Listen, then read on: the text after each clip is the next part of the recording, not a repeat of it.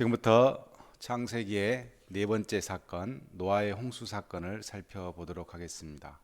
창조 이후 1656년 후에 홍수가 발생한 것으로 성경 연대순으로 보면 그렇지만 성경은 특별히 연대를 의식하지 말아야 하는 것은 처음 초창기에 연대는 그렇게 모든 사건을 다 기록해 놓은 것이 아니고 특정한 사건을 기록했기 때문에 연대가 큰 의미는 없습니다. 어찌됐든 창조 이후 홍수가 발생하게 되었는데 제 6장 1절에서 5절까지 보면 홍수가 발생하게 된 동기를 적어 놓았습니다.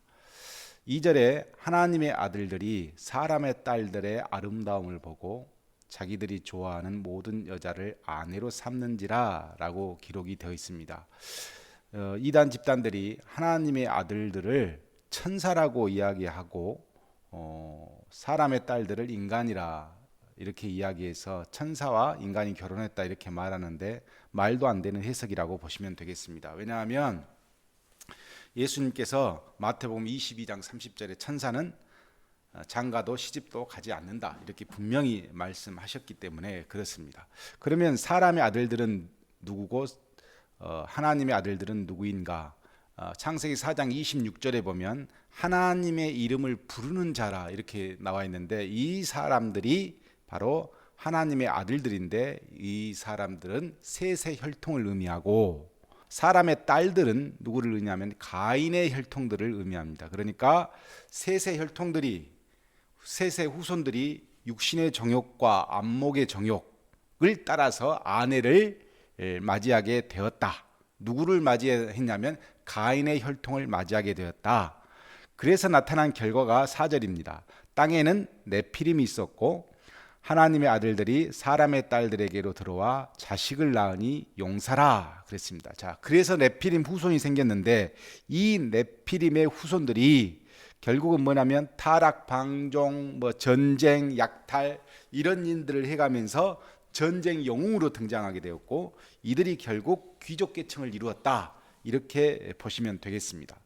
자, 5절에 여호와께서 사람의 죄악 모든 계획이 항상 악할 뿐임을 보시고 라고 그랬습니다. 자, 홍수 전 네피림의 등장과 함께 사람의 삶이 변화되기 시작했는데 이들은 죄악이 지속성, 전체성을 띠면서 계속해서 점점 증폭되어지는 그런 삶을 살게 되었다.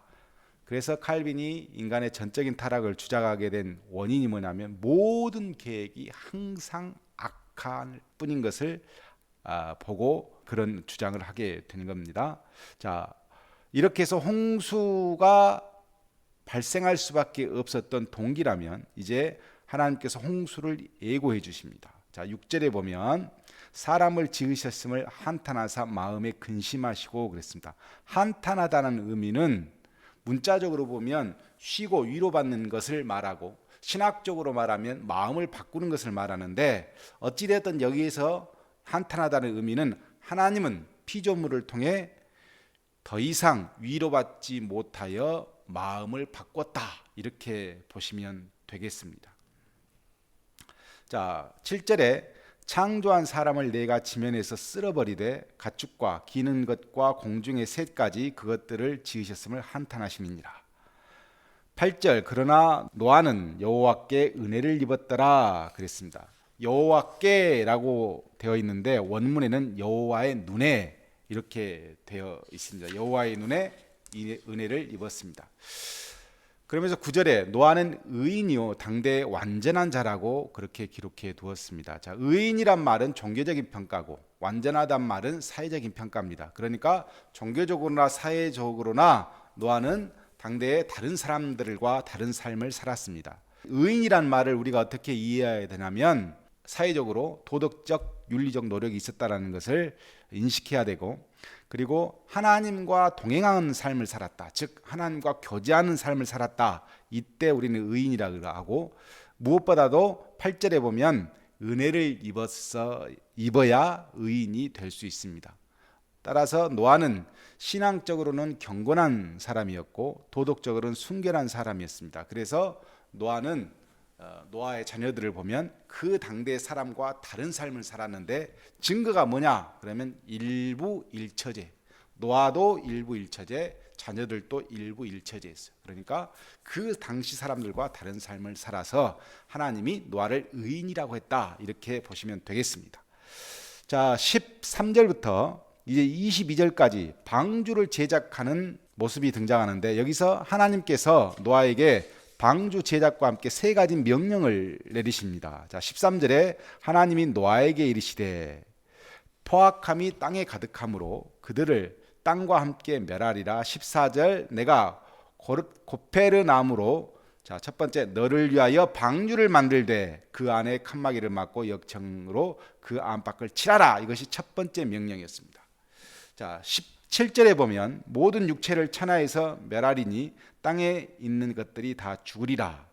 그러나 너와는 내가 내 언약을 세우리니 내 아들들과 내 아내와 내 며느리들과 함께 방주에 들어가고 그랬습니다. 자, 18절에 보면 노아의 방주는 어떤 의미를 갖고 있냐면 하나님과 언약의 결과로 등장합니다. 그래서 노아의 방주는 구원의 방주이고 지금의 교회 공동체를 의미하기도 하고, 그리고 여기에서 자세히 보면 하나님의 구원은 가족 공동체를 부름으로 시작된다는 것이 굉장히 우리에게 의미가 있습니다. 아무튼 첫 번째 명령은 방주를 만들라는 것이었고, 두 번째 명령은 19절에 나오는데 모든 생물을 암수 한 쌍씩 방주로 이끌어들여 생명을 보존하게 하되, 이게 두 번째 명령입니다.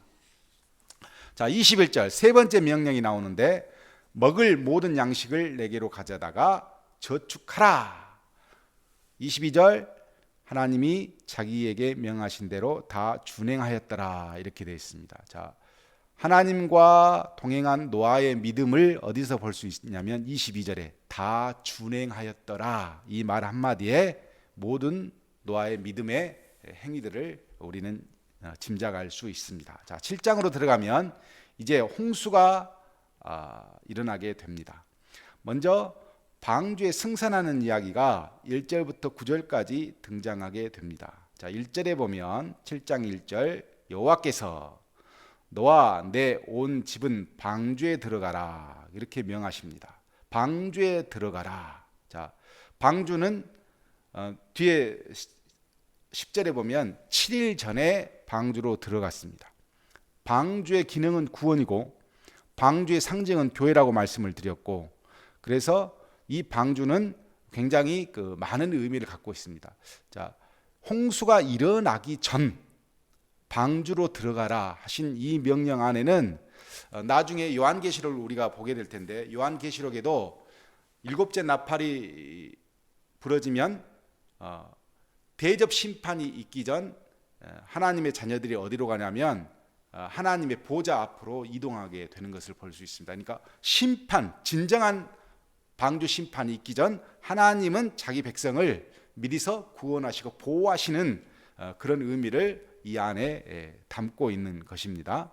자, 2절에 보면 자, 승선을 하는데 어떻게 승선하냐면 정결한 짐승, 부정한 것, 또 3절에 보면 공중의 새도 암수 7씩 데려와 그 씨를 온 지면에서 유전하게 하라 그랬습니다. 자, 정결과 부정을 나누었는데, 정결과 부정은 모세 율법에서는 식용이 구분의 기준이었다면 여기서는 제물을 드리는 것은 정결, 제물로 드리지 않는 것은 부정한 것, 이렇게 되어 있습니다.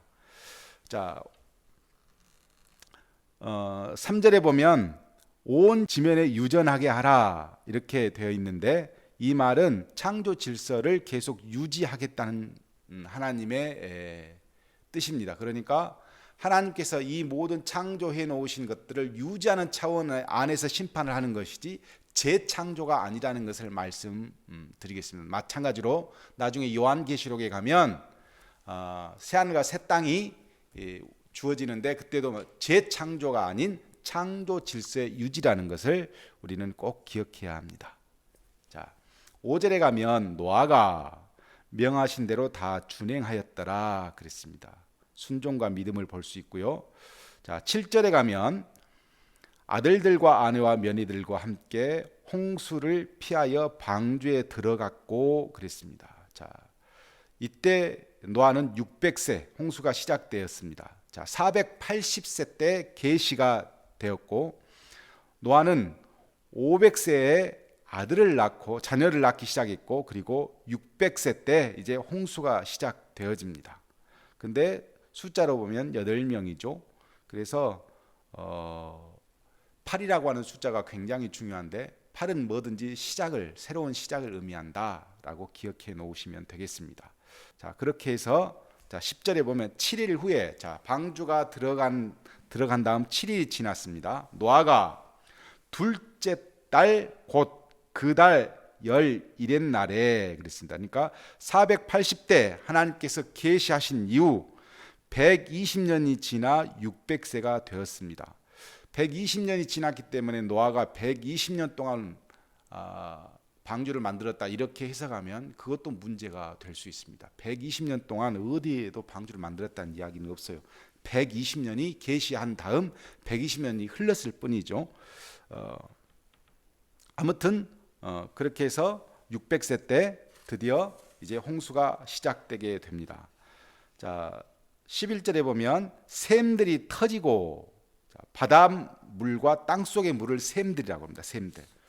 그리고 창문들이 열려 하늘에서 쏟아졌습니다. 언젠가 12절에 보면 40주알을 비가 땅에 쏟아졌더라 그랬습니다.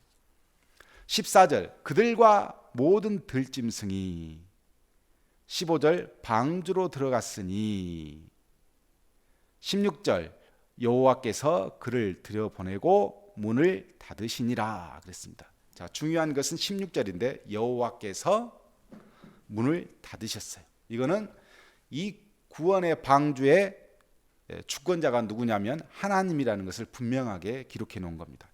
구원의 역사는 하나님의 역사입니다. 자, 여기 이 대목을 지목하면 이렇습니다. 여호와께서 그의 뒤에서 닫으셨다. 이렇게 해석해야 보다 원문에 가까운 해석인데 아무튼 의미는 바로 하나님께서 모든 구원의 역사를 주도하시고 결정하시는 어떤 의미를 갖고 있다. 이렇게 보시면 되겠습니다. 17절 홍수가 땅에 40일 동안 계속된지라 방주가 땅에서 떠올랐고 19절에 보면 천하의 높은 산이 다 잠겼더니 얼마나 잠겼냐면 20절에 15규빗이나 산에서 떠 있었어요. 그러니까 약 15규빗 7m 정도 되니까 제일 높은 산에서 약 7m 이상 방주가 떠올랐다. 이렇게 보시면 되겠습니다. 22절 생명의 기운에 숨이 있는 것은 다 죽었더라 그랬습니다. 23절에 가면 노아와 그와 함께 방주에 있던 자들만 남았더라. 24절 물이 150일을 땅에 넘쳤더라. 이렇게 기록이 되어 있습니다. 자, 이제 홍수가 끝남을 8장에서 보겠습니다. 자, 홍수가 시작되었고 이제 끝났는데 8장 1절에 보면 하나님이 바람을 땅에 불게 하심에 물이 줄어들었고 2절에 비가 그침에 자 40일간 비가 내렸고 이제 그쳤습니다. 그리고 3절에 보면 물이 점점 물러갔다고 했는데 150일이 지나 물이 그칩니다. 4절에 일곱째 달 곧 그 달 11의 날에 7월 17일 홍수 후 5개월이 지나서 방주가 아라랏산에 머물렀으며 그랬습니다.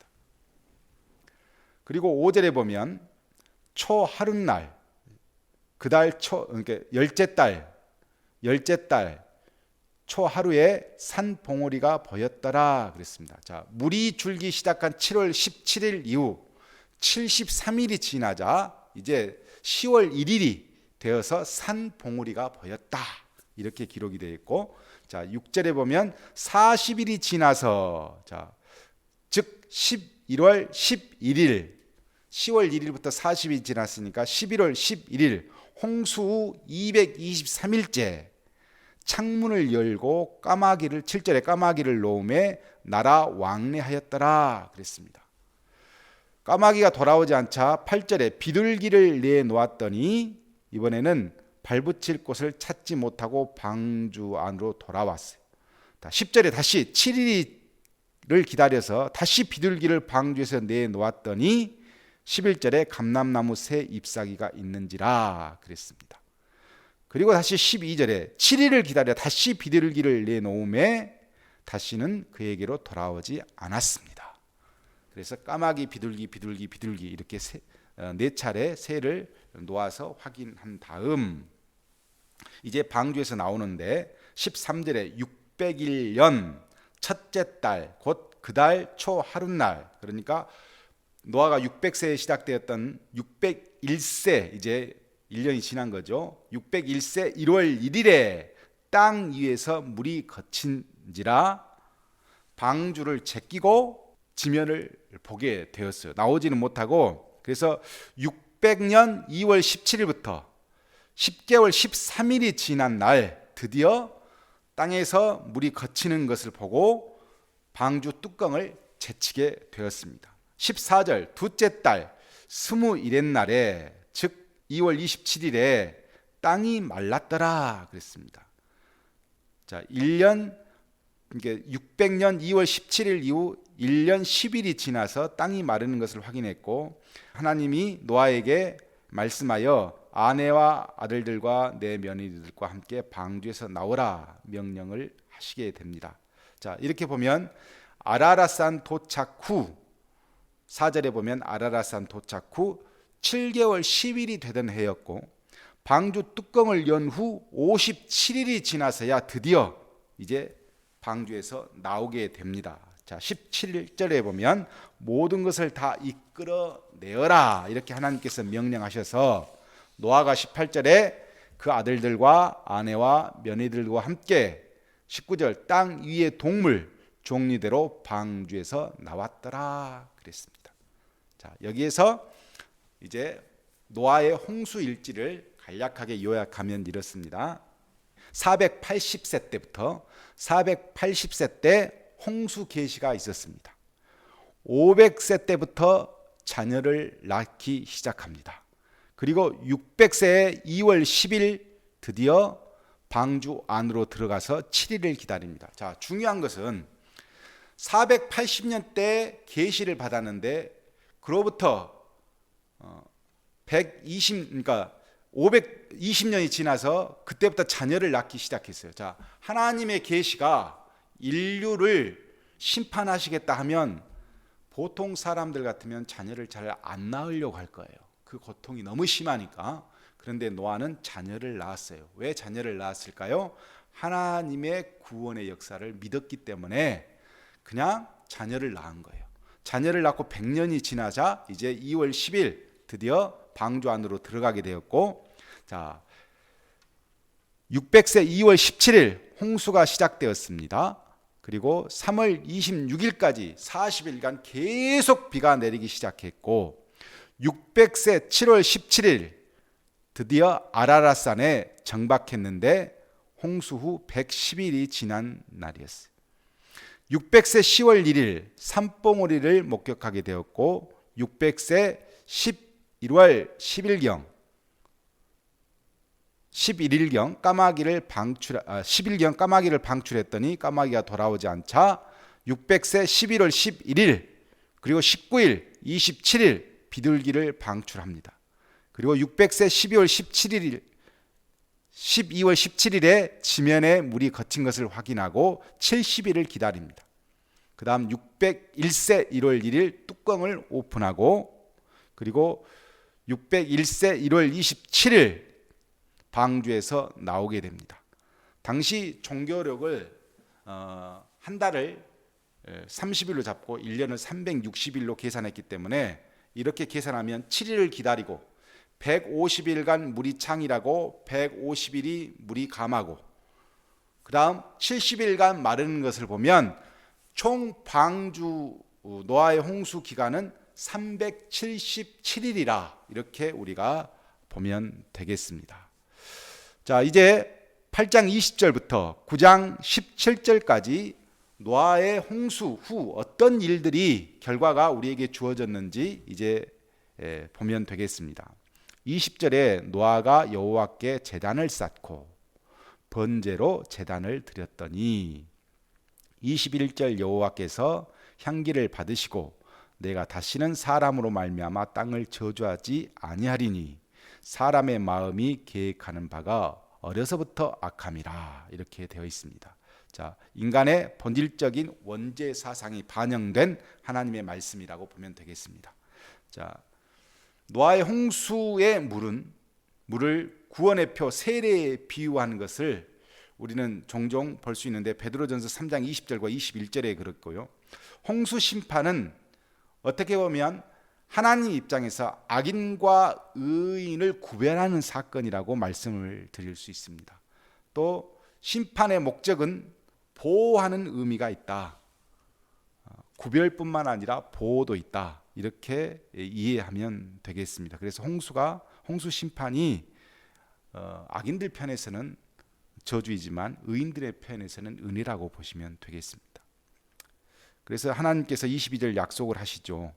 땅이 있을 동안에는 신음과 거둠과 추위와 더위와 여름과 겨울과 낮과 밤이 쉬지 아니하리라. 자, 하나님의 약속이 뭐냐면 이 세상 끝날까지 주야 계절이 정상적으로 순환되어질 것을 우리에게 말씀해 주셨습니다. 그래서 예수님이 오시는 그날 재림까지는 여러 가지 위험 요소들이 있고 기후의 변화도 있지만 하나님께서 약속하신 계절의 순환, 또 이 지구의 어떤 운명은 크게 변하지 않을 겁니다. 그렇게 믿으시면 되겠습니다.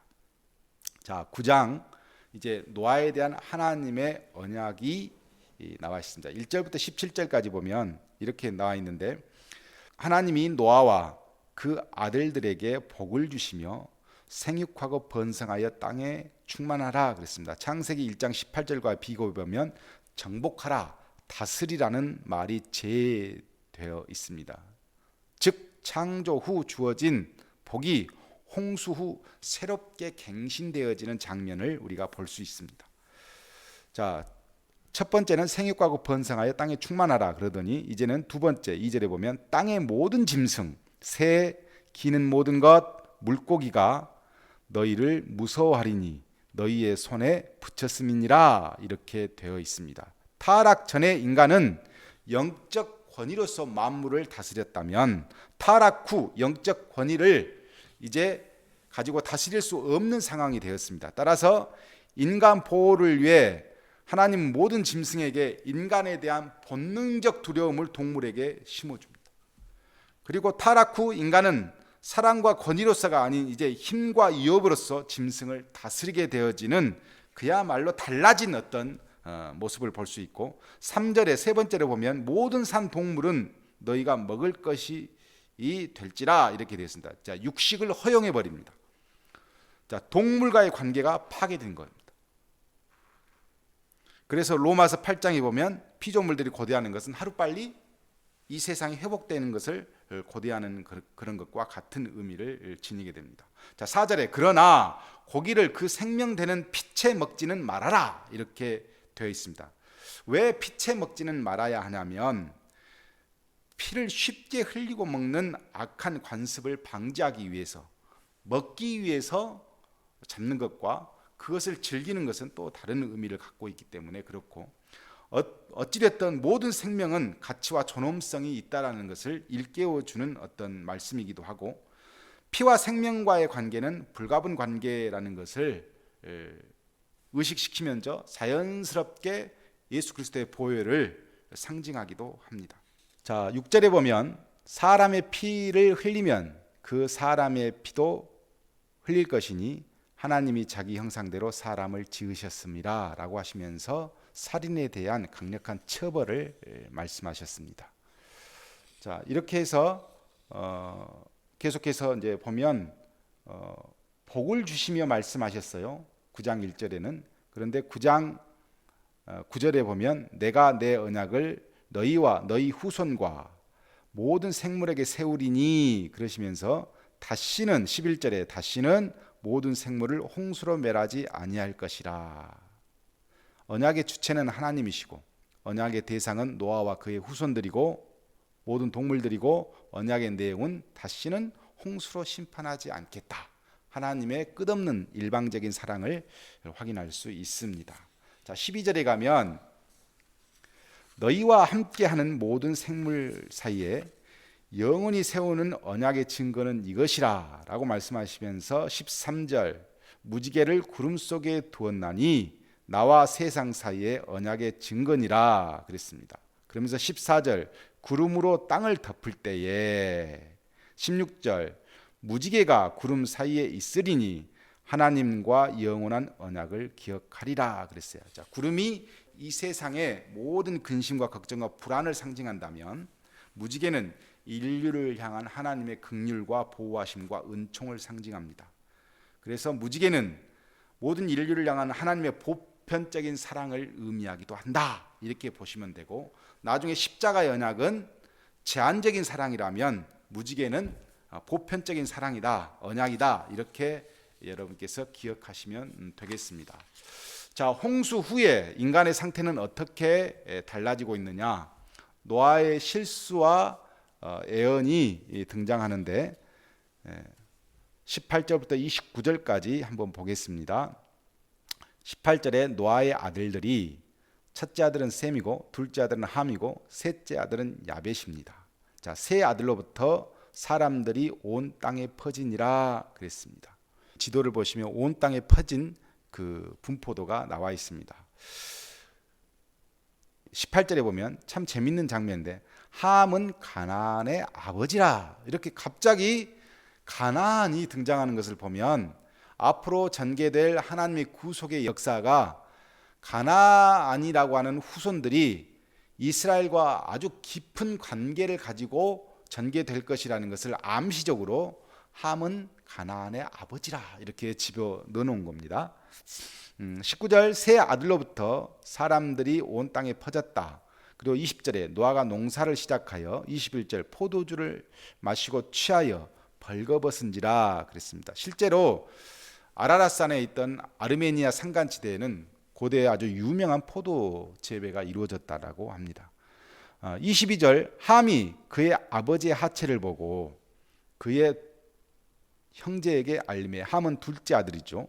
자, 타라쿠 이 하체가 의미하는 것은 타라쿠의 인간의 하체는 수치, 간음 등을 상징하고 있습니다. 그래서 하체를 드러내는 것을 굉장히 좀 안 좋게 이야기를 하는 거죠. 그런데 중요한 것은 함이 아버지의 하체를 악의적으로 즐기고 모욕했다는 것이 문제입니다.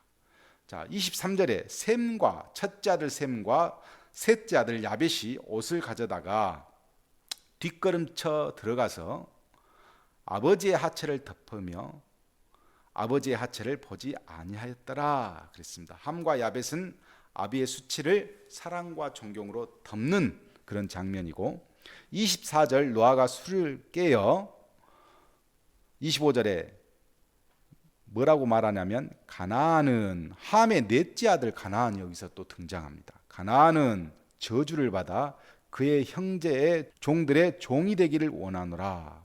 자, 형제는 셈과 야벳을 이야기할 것이고 종들의 종이라는 것은 가장 비천한 종이 되기를 원한다. 이렇게 가나안을 저주했습니다. 그 다음 26절에 보면 셈의 하나님 여호와를 찬송하리로다. 27절에 야벳을 창대하게 하사 이렇게 복을 주고 있습니다. 그래서 셈의 후손들은 종교적이고 영적인 복을 상속받는가 하면 야벳의 후손들은 널리 퍼지고 확장되는 복을 받게 됩니다. 그래서 셈의 후예들은 이스라엘 선민으로 선택을 받는 어떤 족보의 계열로 등장하게 되어지고 야벳의 후예들은 뭐 철학, 뭐 군사, 과학 이런 어떤 인간의 복지와 밀접한 그런 어떤 일들을 가지게 됩니다.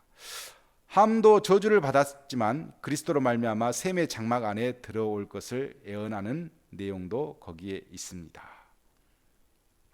자, 보면 29절에 950세가 되어 죽었더라 그랬습니다. 950세는 무두셀라 다음으로 가장 오래 산 인간의 수명인데, 노아가 오래 살면서 아브람과 이제 연대순으로 따져보면, 성경 연대순으로만 따져보면 58년을 같이 살았다는, 같은 시대의 사람이라는 것을 알 수 있고, 그의 생전에 바벨탑이라든가 이런 사건들을 보았고, 아무튼 어찌 되었든 노아가 포도주를 즐기는 삶을 살면서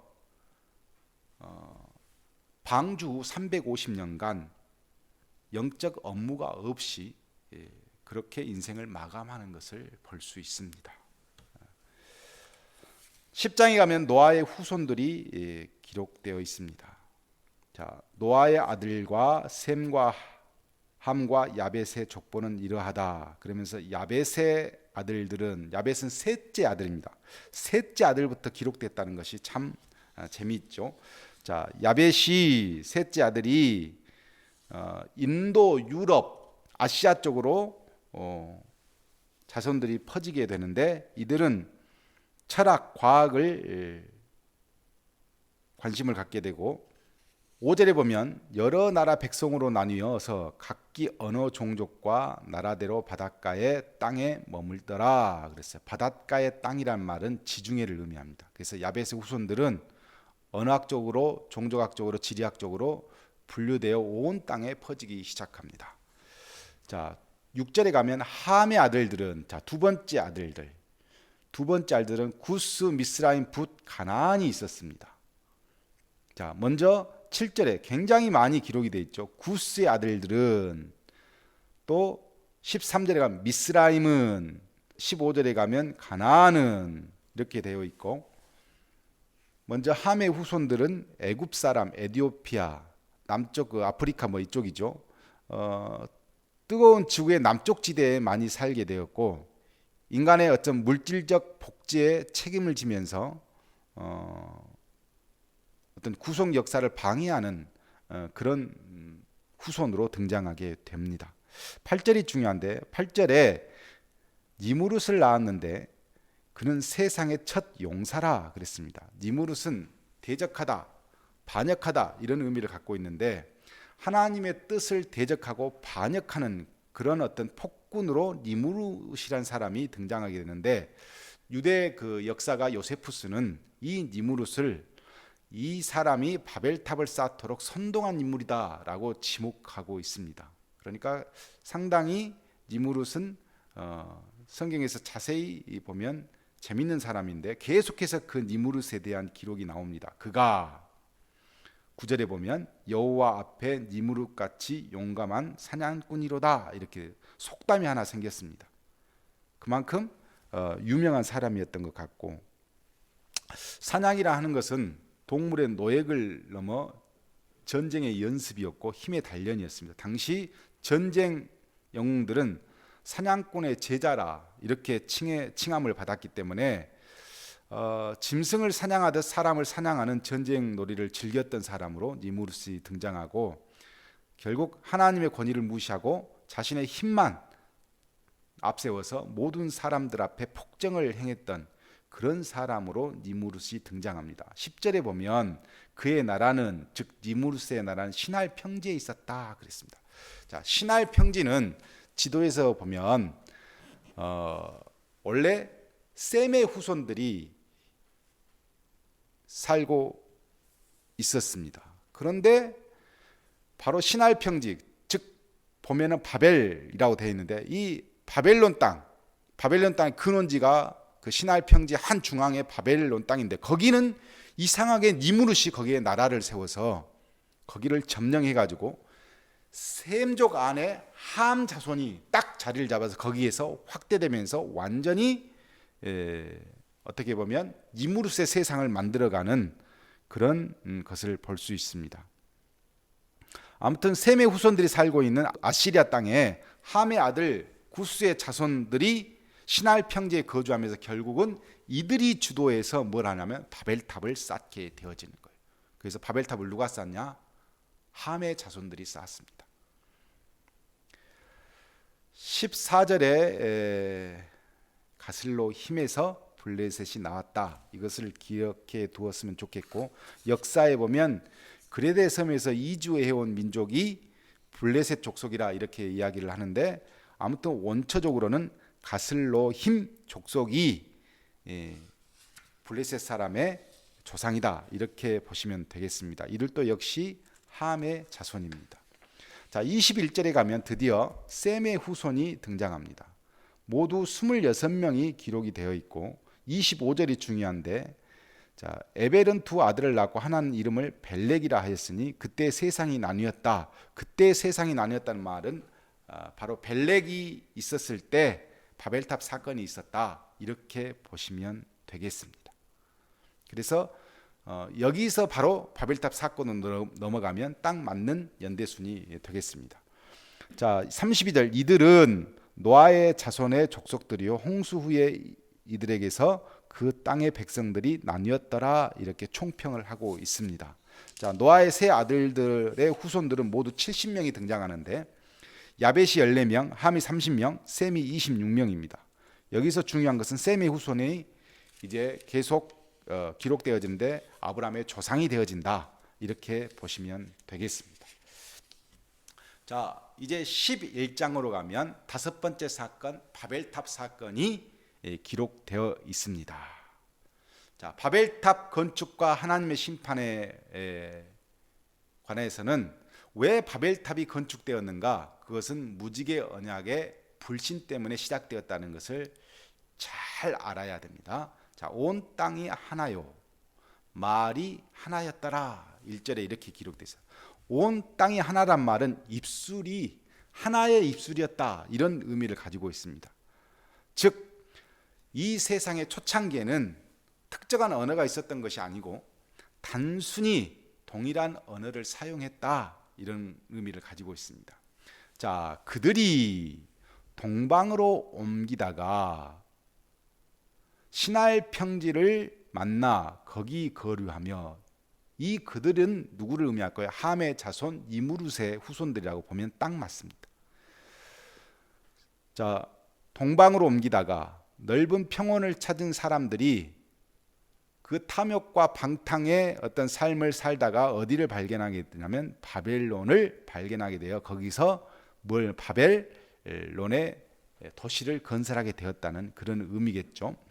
서로 말하되, 사람들이 그 이웃에게 말을 했습니다. 뭐라고 말했냐? 4절에 보면 성읍과 탑을 건설하여 그 탑 꼭대기를 하늘에 닿게 하여 우리 이름을 내고 온 지면에서 흩어짐을 면하자. 자, 바벨탑의 목적은 첫 번째, 하나님의 거룩한 이름이 아닌 자신들의 명예를 알리기 위해서 바벨탑을 건축했고, 두 번째, 이제부터는 하나님의 간섭이 없는 우리의 역사를 만들자 하는 것이 그들의 생각이었습니다. 결국 뭐냐면 무지개 홍수 심판 후 다시는 하나님이 홍수를 일으켜도 심판을 받지 않겠다 하는 그 욕심이 있습니다.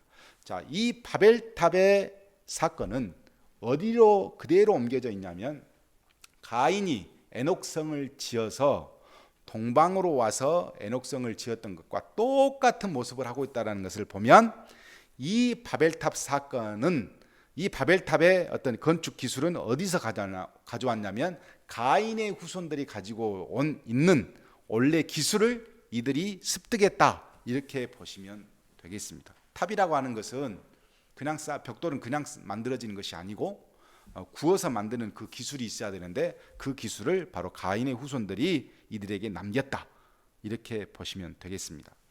자, 5절에 보면 여호와께서, 6절에 이 무리가 한 족속이요 언어도 하나이므로 이같이 시작하였으니. 자, 바벨탑 건설에 대한 진단은 뭐냐면 동일한 행동, 동일한 이성을 추구하는 집단들의 행동이 있었기 때문에 이 일이 가능했다고 본 겁니다. 그래서 7절에 우리가 언어를 혼잡하게 하여 그들이 서로 알아듣지 못하게 하자. 우리가 삼위일체적 표현이죠. 자, 삼위일체 하나님께서 바벨탑 건설에 대한 처방을 뭘로 내리셨냐면 언어를 혼잡하게 하여 통일성을 파괴해 버립니다. 그리고 이 언어는 이제 그때부터는 서로 알아듣지 못하는 언어가 된 거죠. 그래서 이렇게 많은 언어가 생긴 것은 바로 바벨탑의 심판이었다, 이렇게 보시면 되는데, 이것이 회복되어지는 사건이 어디서 벌어지냐면 사도행전 2장에서 벌어집니다. 성령 강림 후 각각 사람들이 한 언어를, 다른 언어를 가진 사람들이 알아들을 수 있을 만큼 회복이 되어집니다. 결국 오순절 성령 강림의 사건에서 어떤 방언의 사건은 바벨탑의 사건의 회복을 상징하고 있다, 이렇게 해석을 해야지, 방언을 받아야 하나님의 구원의 역사에 동참하는 것처럼 그렇게 해석하는 것은 신비주의적 해석일 뿐만 아니라 그것은 굉장히 잘못된 해석이라고 보면 됩니다. 바벨탑 사건의 회복이, 하나님으로부터 주었던 바벨탑의 심판이 이제 하나님의 사랑의 능력과 권능으로 회복되어지는 사건이 사도행전 2장에 나온다, 이렇게 보시면 되겠습니다. 8절에 보면 그들이 그 도시를 건설하기를 그쳤더라. 9절에 그 이름을 바벨이라 하니 여호와께서 그들을 온 지면에서 흩으셨더라. 자, 바벨이란 뜻은 히브리어로 보면 혼잡, 혼란, 이런 뜻을 갖고 있지만 아카드어, 그러니까 그 지방의, 바벨론 지방의 아카드어로 보면 하늘의 문이라고 되어 있습니다. 바벨에 무엇을 상징했는지 우리는 쉽게 알 수 있고, 무지개의 언약을 거부한 이 족속들이, 니무르스의 후손들이, 함의 후손들이, 즉 가인의 후손들의 전통을 따라 곧 하나님을 대적하고 흩어짐을 면하려고 했던 사건이었다, 이렇게 보시면 분명합니다. 자, 10절에 가면 이제 셈의 족보, 즉 아브라함의 족보가 하나씩 하나씩 등장하게 되어지는데, 12절에 아르박사, 14절에 셀라, 16절에 에벨, 18절에 벨렉, 20절에 루, 22절에 수룩, 24절에 나홀, 26절에 아브라함이 아버지 데라가 등장하고 10대 손을 쭉 기록해 놓았습니다. 자, 26절, 데라는 70세에 아브람과 나홀과 하란을 낳았더라 그랬습니다. 자, 중요한 것은 첫째 아들이 하란이라는 것이 중요합니다. 첫째 아들은 하란인데 구속사의 어떤 의미로 보면 아브라함이 중요하기 때문에 아브라함을 제일 먼저 기록했다는 것을 기억하시고, 첫째 아들을 70세에 낳은 것이 아니고 아브라함을 70세에 낳았다, 이렇게 보시면 틀림없습니다. 자, 27절에 이 데라에 관한 족보가 기록이 되어 있는데, 자, 이렇게 되어 있습니다. 데라는 아브람과 나홀과 하란을 낳고 하란은 룻을 낳았으며, 자, 28절 하란은 그랬어요. 첫째 아들 하란은 그 아비 데라보다 먼저 고향 갈대아우르에서 죽었더라 그랬습니다. 자, 원문에는 뭐라고 되어 있냐면 그의 아비 데라의 면전에서라고 기록이 되어 있습니다. 역사가 요세푸스에 의하면 하란이 죽은 이유가 그때 아버지의 우상 숭배를, 그러니까 그 바벨론 땅에 니무르스의 후손들이 우상을 섬기고 있었는데, 그 우상을 섬기는 일에 가서 일을 하다 보니 그들이 섬기는 우상과 함께 있을 수밖에 없었던 이 데라가 그들과 함께 살기 위해서 우상을 숭배하는 일에 이 하란에게 요구했고, 하란이 그것을 거부하자 결국 아버지가 그 우상을 섬기는 집단들에게 고발을 하게 되었고, 그 집단들이 하란을 불에 던져서 죽게 되었다, 이런 기록이 있다는 겁니다. 그래서 요세푸스에 의하면 그런 기록을 갖고 있기 때문에 이 하란의 죽음은 어찌됐든 아버지 데라 앞에서 죽었다, 이렇게 보시면 되겠습니다. 29절에 아브람과 나홀이 장가들었으니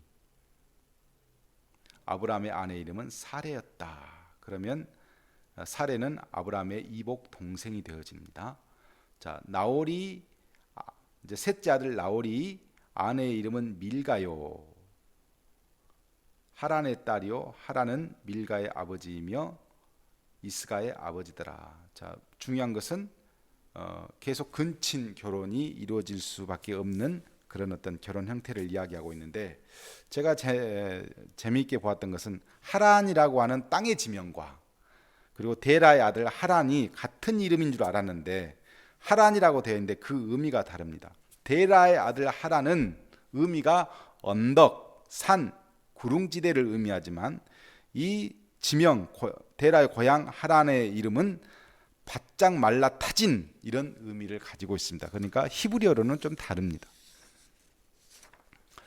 자, 중요한 것은 31절인데 데라가 아브라함과 롯과 며느리 사레를 데리고 갈대아 우르를 떠나 가나안 땅으로 가고자 하더니 그랬습니다. 그러면 하란은 어찌됐든 갈대아 우르 땅에서 죽었습니다. 그러면 셋째 막둥이 나홀은 어디에 있었냐? 하란에서 살고 있었어요. 그러니까 결국 무슨 의미가 되냐면, 나중에 이제 제가 더 설명을 드리겠지만 원래 아브라함의 고향은 하란이었습니다. 그런데 직업상 어떻게 됐냐면 첫째 아들과 둘째 아들을 데리고 데라가 어디로 갔냐면 갈대아 우르로 이사를 했고, 그곳에서 다시 어디 땅으로 왔냐면 하란으로 돌아와서 거기에 셋째 아들이 살고 있는 그곳으로 다시 복귀를 한 겁니다. 그래서 데라의 고향은 갈대아 우르가 아니라 원래 하란 땅이 데라의 고향이었고, 아브람도 어떻게 보면 아버지 고향으로 되돌아온 겁니다. 그래서 31절에 보면 데라는 원래 하란에서 출생을 했고, 창세기 24장 4절에 보면 그렇게 나와 있어요. 하란이라고. 주도에서 누가 주도해서 그러면 갈대아 우르에서 하란으로 이동했냐? 데라가 그랬습니다. 데라가 주도했습니다. 그러니까 우리가 예상해 보면 이럴 수 있어요. 어느 날 갑자기 아브라함에게 하나님의 음성이 들렸고, 그 음성을 들은 아브라함이 데라에게 이야기를 했고, 그때 데라가 이제 주도해서 그렇다면 우리가 이 갈대아 우르에 있지 말고 이주를 하자 해서 옮긴 것이 하란이다, 이렇게 보시면 됩니다. 32절이 중요한데요. 데라의 나이가 205세가 되어 하란에서 죽었더라 그랬습니다. 자, 데라 일대기를 보면 노아의 첫째 아들인 셈의 후손이었고 70세가 되어 아브라함을 출생했는데, 우르에서 하란으로 이주하는 갈대아 우르에서 하란으로 이주하는 주도를 데라가 했고, 데라는 145세, 그러니까 아브라함이 75세 때 70세 아들을 낳았으니까 데라가 145세, 아브라함은 75세 때 아브라함이 아버지 하란을 떠나서 어디로 가냐면 가나안 땅으로 이주하게 됩니다. 그리고 그로부터 약 60년이 흘러서 이제 205세가 됐을 때 하란에서 데라가 죽습니다. 결국 무슨 말을 의미하냐면 데라가 죽어서 어쩔 수 없이 가나안 땅으로 이동한 것이 아니라, 아브라함은 아버지가 살아 계시고 족장이지만 아버지를 떠나서 어디로 갔냐면 바로 가나안 땅으로 이주했다. 그 나이가 75세, 데라는 145세였다. 데라는 145세 때 아브라함을 보내고 무려 60년이란 긴 세월 동안 더 장수하면서 살았다, 이렇게 보시면 됩니다. 그래서 아브라함의 믿음, 우리가 이야기할 때 첫 번째 가장 중요한 믿음은 어떤 믿음이냐면, 당시 족장과 혈통을 떠나서 부족을 떠나서 산다라고 하는 것은 거의 자살 행위와 같습니다. 그럼에도 불구하고 아브라함이 하나님의 어떤 음성을 들었고, 그 음성을 따라 갈대아 우르에서 아버지를 따라서 하란으로 왔는데, 하란에서 가나안 땅으로 가지 못하고 약속의 땅으로 가지 못하고 계속 머뭇거리자 족장인 아버지가 움직이지 않자 하나님이 다시 아브라함에게 내 본토 친척 아비집을 떠나라 명령하신 것이 75세였고, 아버지가 버젓이 145세에 살아계심에도 불구하고 아버지와 과문을 버리고 가나안 땅으로 들어왔다, 이렇게 보면 되겠습니다. 이제 다음 주부터 이제 족장사를 보겠습니다. 창세기 12장부터 펼쳐지는 족장의 이야기들은 아브라함, 이삭, 그리고 야곱, 요셉 순으로 쭉 이제 역사 순으로 살펴보면서 하나님께서 아브라함에게 주신 언약이 무엇인지를 살펴보도록 하겠습니다. 감사합니다.